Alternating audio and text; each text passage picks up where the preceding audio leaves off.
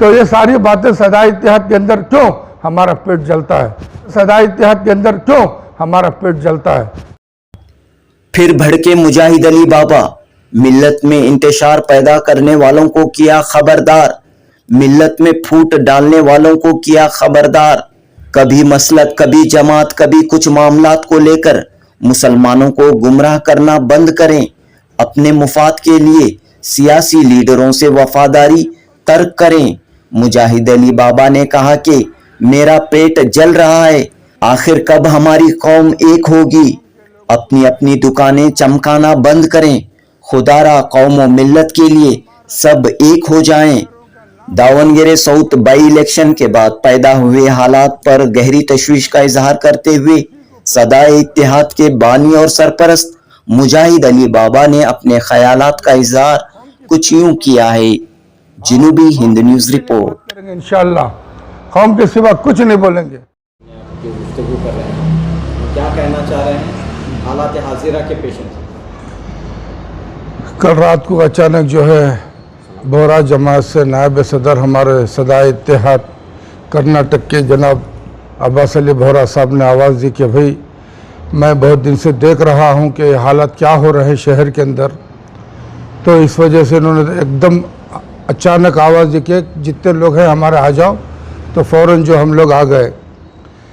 एक फ़िक्र ये है कि एक तरह से जो माहौल बनाया गया है शहर बेंगलोर के अंदर, इस माहौल के अंदर जो है लोग, नौजवान और दूसरे लोग जो है बहुत तरह से एक तरह से वो मायूस भी हो चुके हैं और वो ये सोच रहे हैं कि हम किसकी बात सुने, किसकी तरफ जाएं, किसे क्या बोलें।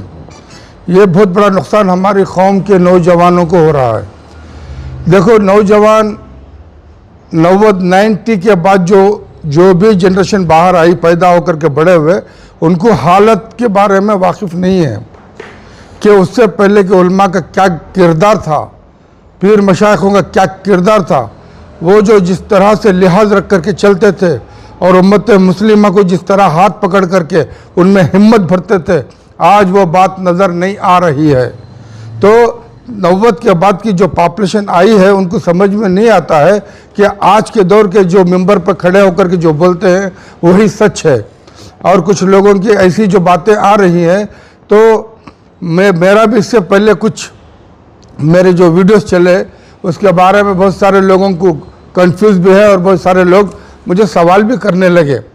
तो देखो बात इतनी सी थी, उलमा की जिम्मेदारी हमने कई बार बताया कि आप जो अपने आप को क्या कहते हैं कि वारिसुल अंबिया, मैंने कई मरतबा बता चुका हूँ वारिसुल अंबिया आपको कब कहा जाता है।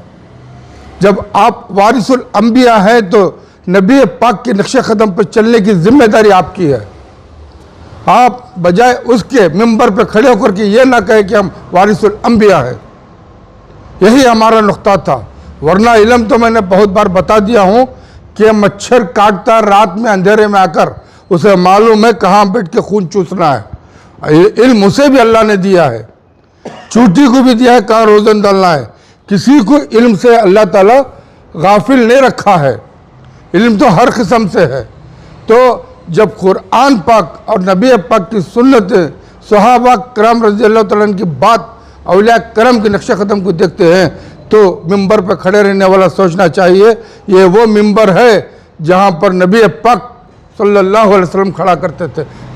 समझे ना, उस निस्बत से आप वारिसुल अंबिया हैं, ना कि इल्म के बदौलत। इल्म तो हर किसी के पास है। समझे ना, आपकी जिम्मेदारी क्या थी कि ये कौम में किस तरह से ये कौम को मुट्ठी बांधे जैसा पकड़ करके साथ चले। 16 साल मैं खानखा छोड़ के बाहर आया, 16 साल सदा इत्तेहाद के अकाबिरीन मुफ्ती अशरफ अली बाखवी रहमतुल्लाह अलैह जब अमीर शरीयत कर्नाटक जामा मस्जिद की शान थे, रियाजुल रहमान मरहूम हमारे रियाजुल रहमान साहब, शमशुल हक कादरी रहमतुल्लाह अलैह, खुसरू हुसैनी बाबा रहमतुल्लाह अलैह, अकाबिरीन। उसके बाद इससे पहले हम जो मुफ्ती शोबुल्लाह खान साहब को रखे कि इसकी सारी सदारत सदा इत्तेहाद के अकाबिरों ने की है। और ये नाचीज़ हर किसी के पास गया था कि कौम को जोड़िए अपना अपना अकीदा अपने पास रख करके हमारे मसाइल के लिए हम एक प्लेटफॉर्म पर जब तक नहीं आएंगे हमारा कोई पुरसान हाल नहीं हो सकता। लेकिन देखने को ये मिला हर कोई अपने मकसद और अपने मुफाद के लिए काम किया, ना कि उम्मत मोहम्मदी के लिए काम किया, ना ये नौजवानों की उन्होंने सोची।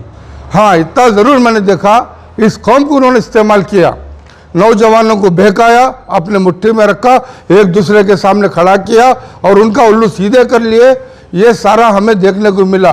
अगर ये उलमा में ये बात होती तो 16 साल से जो मेहनतें की है, इत्तेहाद, मैं ये भी पहले बोल चुका हूँ, नमाज के बाद ये दुआ सब करते हैं हमें इत्तेहाद और इत्तेफाक से चलने की तौफीक दे, लेकिन ज़बान से निकलता है, दिल से इनका काम नहीं हुआ।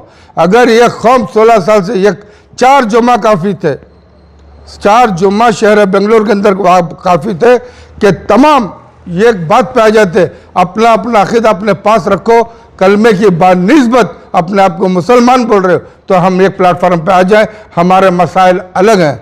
और हम कई बार बोल चुके हैं, हमें अल्लाह ताला ने हमारे साथ मौत रखा है, खबर इंतज़ार कर रही है, अल्लाह हिसाब लेने मौजूद है, कौन सही कौन गलत। लेकिन यहाँ उसके बदले में ये जो मिंबर पे खड़े हुए लोग क्या कर रहे हैं इस दौर में तो ये जिस तरह सियासतदानों की वफादारी में गए तो वहाँ पर जो है नुकसान होना शुरू हो गया इस कौम का। वजह एक लीडर के पीछे एक जमात तो और एक लीडर के पीछे एक जमात और एक लीडर के पीछे एक जमात। अभी अपने आप को सब उलमा हैं। कौन सब उलमा हैं?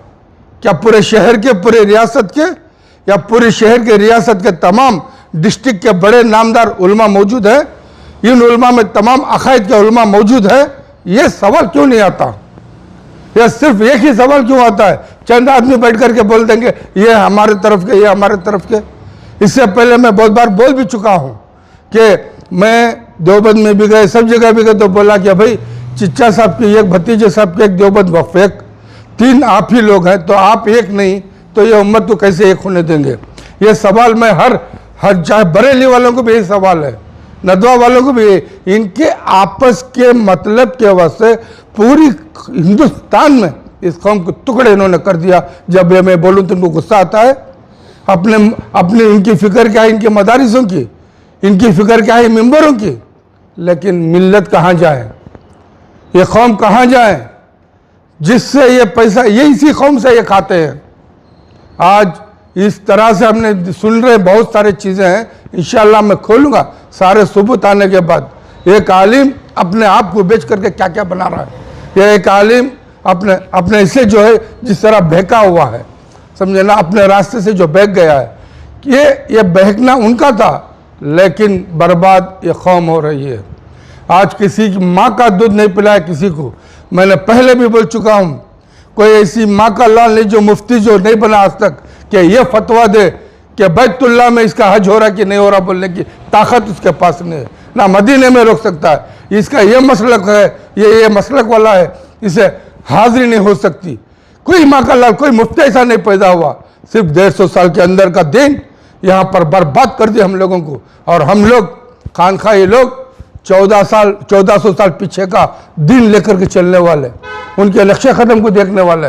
ये आजकल के जिस हालत से चल रहे हैं ना, इससे हमारे नौजवानों को समझना चाहिए, क्योंकि नौजवान नौबत के बाद का माहौल नहीं समझ रहे हैं। कैसा रथ यात्रा निकला, कैसा 92 में जिस तरह मस्जिद शहीद हुई, उसके अंदर क्या क्या मामला थे, उसके बाद जिस तरह इस कौम को, इस नौजवानों को कमज़ोर करते चले आ गए, उसी वक्त से इस कौम को थामना चाहिए था। यह उलमा को, इनके पीछे जिम्मेदारी थी कि आप इस तरह से लेकर चले, हम एक होकर के चलें। लेकिन नहीं, कोई अपने हिसाब से, कोई अपने मतलब से, अगर वो बोले तो गलत है। हाँ, तो ये सारी बातें सदा इत्तेहाद के अंदर क्यों हमारा पेट जलता है। 3 दफ़ा दौरा किए रियासत का, मुल्क का भी 2 दफ़ा दौरा किए, सबके हाथ जोड़े, पैर पकड़े, उनके दहलीजों के पास गए, लेकिन उम्मत की फिक्र नहीं है इनको, कौम की फिक्र नहीं है इनको। उसी कौम से ये लोगों ने पैसा लेते हैं, उसी कौम से पलते हैं। अगर कौम ही सलामत नहीं रहे तो इस्लाम और दिन कहाँ सलामत है। उसी की नतीजा जो है, आज हमारे कौम के लोगों को दाढ़ी पकड़ के काट रहे हैं, नीचे डाल करके जूतों से जिंदा मार रहे हैं। गैरों का नाम, उनका कलमा पढ़वाने की कोशिश कर रहे हैं। किसी को पूछने की भी हिम्मत नहीं है, किसी को पूछने की हिम्मत नहीं है, समझे ना। ये फ़िक्र सदा इत्तेहाद की, इसलिए हम कौम की फ़िक्र में बात कर रहे हैं और कौम ही के लिए बात करेंगे इंशाअल्लाह, कौम के सिवा कुछ नहीं बोलेंगे। बाबा जी, आप बता रहे हैं कि पिछले 16 साल से जो है सदा इत्तेहाद एक बड़ी फिक्र कर रही है कि कौम और मिलत में इत्तेहाद कैसा हो जाए। इस तंजीम में जो है बड़े बड़े अल्लाह वालों ने अपनी जान को भी लगाया, अपना वक्त भी लगाया है, लेकिन आज के जो हालात हैं, इंतशार पैदा हुआ है, आपसी इख्तलाफात हैं, कभी सियासतदान जो है एक दूसरे के खिलाफ कर रहे हैं, कभी उलमा इकराम जो एक दूसरे के खिलाफ कर रहे हैं, तो यहाँ पर सदा इत्तेहाद का रोल क्या है, क्या कर रही है सदा इत्तेहाद? नहीं, इसीलिए हम भी क्या बोलते बोलते सबको समझाते समझाते थक गए। हम लोग अपने हिसाब से काम कर रहे हैं, हम लोग नौजवानों में फैल चुके हैं, ये आपको बाद में मालूम पड़ेगा। ये अब ये उलमा का भी रोल नहीं रहा ना पीरों का इस दौर का रहा, समझे ना। इस दौर में और जो नारियल नींबू तावीज़ों का जो दौर चल रहा है ना, ये यहाँ पर चलने दो। हम हमारी कौम के अंदर नौजवानों के बीच में हैं, इंशाअल्लाह कुछ दिनों के बाद ये रिज़ल्ट आवाम के सामने आएगा। आपने कहा पहले कुछ आलिम हैं, कुछ सियासतदान हैं, नौजवानों को अपनी मुट्ठी में करे हैं, बांट कर रखे हैं, तो आप कैसे काम करेंगे? क्या नहीं, ऐसा भी नहीं है कि जानवर को मोहब्बत से बात करो समझ में आता है, ये तो इंसान है और दूसरा क्या कलमा गो है, तीसरा मुसलमान है, क्यों समझ में नहीं आता। समझा लेंगे, हमारे भाई हैं, हमारे बच्चे हैं। जो इख्तलाफात है इसको ख़त्म करने के लिए क्या कोशिश करेंगे, कोशिश हमारे हाथ, तौफीक अल्लाह के हाथ। बार बार उलमा इकराम से भी प्रेस मीट हो रहे हैं, लीडरों से भी प्रेस मीट हो रहे हैं, सारे एक साथ होकर क्यों नहीं बात कर सकते, क्यों एक प्लेटफॉर्म पर नहीं आ रहे? तभी तो इनके ऊपर इल्ज़ाम है। मैं एक बात बता दूं, जिस तरह से एक इंसान के नाम से टुकड़ी टुकड़ी बनकर जो उलमा काम कर रहे हैं, ये उन्हीं के लिए नुकसान है। किसके लिए? जो लीडर है उसी के लिए नुकसान है। अगर वो बंदा खामोश होता तो समझो उसके लिए फ़ायदा था। ऐसा मालूम होता है कि हर जगह उठा के दे रहा है कि तुम बोलो तुम बोलो तुम बोलो, तो इसमें इज्जत किसकी जा रही है? उलमा की तो जा ही रही है, लेकिन लीडर को भी नुकसान हो रहा है। यह बात कहते हुए मैं अपनी बात ख़त्म करता हूँ।